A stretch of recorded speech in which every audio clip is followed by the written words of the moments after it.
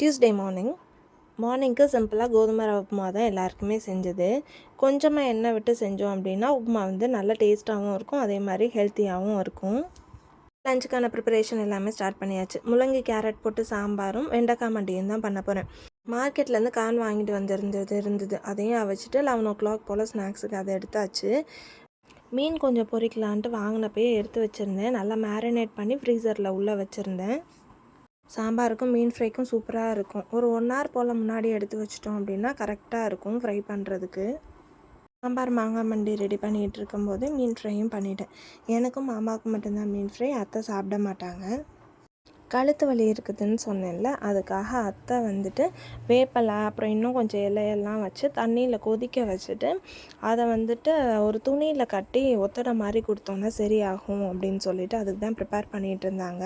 இந்த மாதிரி விலாக்ஸும் நம்மளோட சேனல் சப்ஸ்கிரைப் பண்ணிக்கோங்க.